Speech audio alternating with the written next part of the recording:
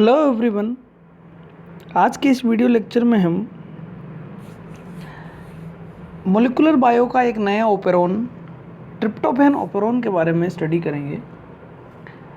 हमने last video के अंदर अरेबिनोज ओपेरॉन के बारे में पढ़ा था और सेकंड लास्ट वीडियो में अपन ने लैक्टोज ओपेरॉन के बारे में पढ़ा था। आज एक नया ओपेरॉन ट्रिप्टोफैन ओपेरॉन, इस प्रकार का जो ओपेरॉन होता है, साल्मोनेला टाइफिम्यूरियम जो बैक्टीरिया होता है उसके अंदर इस एरोमेटिक एमिनो एसिड के बायोसिंथेसिस से रिलेटेड जो ओपेरॉन होता है उसे हम टीआरपी या ट्रिप्टोफैन ओपेरॉन कहते हैं। जो लैक्टोज ओपेरॉन और अरेबिनोज ओपेरॉन थे जो इकोलाई के अंदर, वह ओपेरॉन उस शुगर के डाइजेशन से रिलेटेड थे कि जब मीडियम में शुगर अवेलेबल होती है तो ओपेरॉन स्टार्ट होता है और जो शुगर है उसका डाइजेशन होता है। यहाँ जस्ट अपोजिट है कि मीडियम के अंदर जब ट्रिप्टोफैन एमिनो एसिड अवेलेबल नहीं होती है तो इसके अंदर बैक्टीरिया में टीआरपी ओपेरॉन स्टार्ट होता है और इस एमिनो एसिड का बायोसिंथेसिस किया जाता है और यह बायोसिंथेसिस होने के बाद में उस एमिनो एसिड का प्रोटीन फॉर्मेशन में यूज़ किया जाता है। तो यहाँ अपोजिट है, जब मीडियम में शुगर अवेलेबल नहीं हो, ट्रिप्टोफैन अवेलेबल नहीं होती, तब टीआरपी का बायोसिंथेसिस होगा और ओपेरॉन स्टार्ट होता है, और जब मीडियम में अवेलेबल होती है तब यह ओपेरॉन रिप्रेस हो जाता है या रुक जाता है। तो फर्स्ट ऑफ ऑल यह एक एरोमेटिक एमिनो एसिड है और इससे प्रोटीन का सिंथेसिस किया जाता है। इकोलाई बैक्टीरिया में भी ले सकते हैं हम और साल्मोनेला में भी ले सकते हैं। सबसे पहले हम इस ओपेरॉन के स्ट्रक्चर के बारे में देखते हैं। हम जानते हैं कि ओपेरॉन होगा, कोई भी ओपेरॉन, उसके अंदर रेगुलेटरी जीन होगा, प्रोमोटर जीन होगा, ऑपरेटर जीन होगा और स्ट्रक्चरल जीन्स होते हैं। यहाँ पर इसकी स्ट्रक्चर थोड़ी सी डिफरेंट है। यहाँ सबसे पहले यहाँ प्रमोटर जीन है। प्रमोटर जीन के बाद में TRP means tryptophan, promoter gene, operator gene. Operator के बाद में यहाँ पर एक नया जीन आया है जिसको कहते हैं एटीन्यूएटर जीन। एटीन्यूएटर जीन इस ओपेरॉन को रिप्रेस करने के लिए ज़रूरी होता है, इसलिए इसका नाम है एटीन्यूएटर जीन। उसके बाद में इसके स्ट्रक्चरल जीन के अंदर 5 जीन होते हैं, टीआरपी ए, बी, सी, डी और ई, 5 जीन होते हैं। और एक सेकंड प्रोमोटर जीन और होता है जो टीआरपी डी के अंदर पाया जाता है। कुछ टीआरपी डी का कुछ रीजन एक सेकंड प्रोमोटर जीन का काम करता है। और एंड में एक नया और जीन होता है जिसको कहते हैं टीआरपी टी यानी टर्मिनेटर जीन। तो इस तरह से इसके अंदर promoter, operator, attenuator, structural and attenuator genes terminator genes पाए जाते हैं। उसके बाद में हम सबसे पहले इसका डी रिप्रेशन पढ़ते हैं। मीन्स कि जब मीडियम के अंदर ट्रिप्टोफैन शुगर अवेलेबल नहीं होती है तो यह ओपेरॉन स्टार्ट कैसे होगा और कौन सा एंजाइम बनाएगा जिसकी वजह से इसकी बॉडी के अंदर टीआरपी एमिनो एसिड का बायोसिंथेसिस होगा। तो सबसे पहले अपन 2 तरह की कंडीशन होगी, एक रिप्रेशन, एक डी रिप्रेशन। रिप्रेशन में टीआरपी ओपेरॉन स्टार्ट नहीं होता है क्योंकि मीडियम के अंदर शुगर अवेलेबल है, और जब शुगर अवेलेबल नहीं है तब टीआरपी ओपेरॉन स्टार्ट होता है और डी रिप्रेशन वाली कंडीशन शो होती है। तो सबसे पहले हम अपोजिट वाला पढ़ेंगे। सबसे पहले डी रिप्रेशन के मतलब किस कंडीशन में ओपेरॉन स्टार्ट है। तो देखिए, जब बैक्टीरिया को मीडियम में शुगर अवेलेबल हम नहीं ट्रिप्टोफैन एमिनो एसिड अवेलेबल नहीं करवाते हैं तब उसके अंदर ये ओपेरॉन स्टार्ट होगा और क्या कंडीशन शो होगी। देखिए, सबसे पहले जैसे आरएनए पॉलीमरेज एंजाइम होगा वो टीआरपी प्रमोटर से जाके जुड़ जाएगा।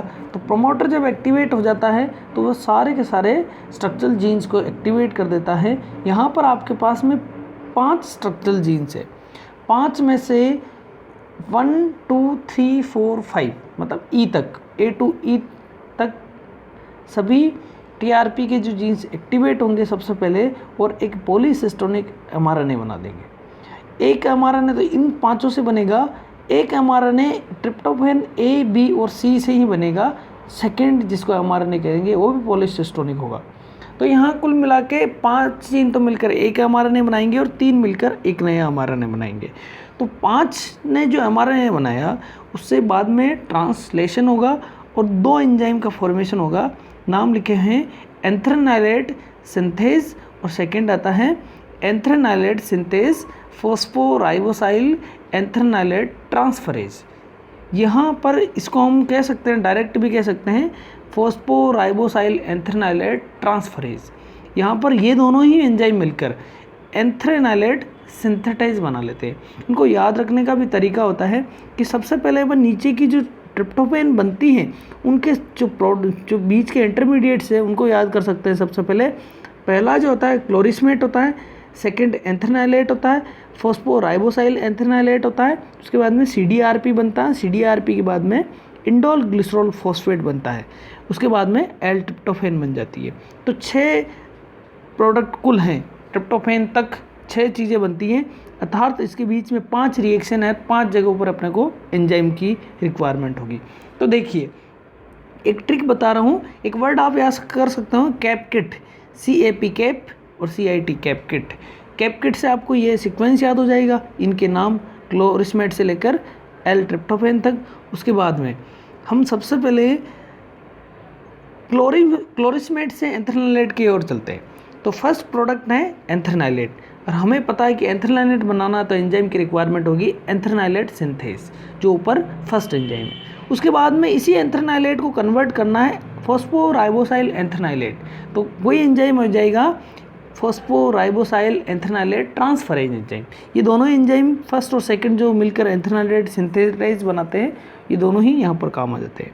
उसके बाद में जो 3 ABC जो जीन है उनसे बना mRNA है, उनसे 3 जीन बनेंगे, 3 एंजाइम्स बनेंगे। पहला जो एंजाइम है उसका नाम आता है कि फॉस्फोराइबोसाइल एंथ्रेनाइलेट आइसोमेरेज, वह उसको कन्वर्ट कर देता है CDRP में, और CDRP बनने के बाद में यही एंजाइम, यहाँ पर एक और एंजाइम की रिक्वायरमेंट होगी इंडोल ग्लिसरॉल फॉस्फेट सिंथेज। यह एंजाइम इसको इंडोल ग्लिसरॉल फॉस्फेट में कन्वर्ट कर देगा। 2 एंजाइम यहाँ पर यूज़ हो गए। उसके बाद में तीसरा एंजाइम होगा सिंपल सा, जिसको कह सकते हैं ट्रिप्टोफैन सिंथेटाइज। ये अल्फा और बीटा 2 फॉर्म में बनता है, दोनों ही फॉर्म मिलकर अल्फा ट्रिप्टोफैन सिंथेटाइज बना लेती हैं और उससे एल ट्रिप्टोफैन बन जाता है। तो कुल 3 एंजाइम की रिक्वायरमेंट यहाँ होती है और 2 एंजाइम की रिक्वायरमेंट आगे होती है। तो 5 रिएक्शन सर, 5 के अंदर 5 एंजाइम्स की रिक्वायरमेंट होगी।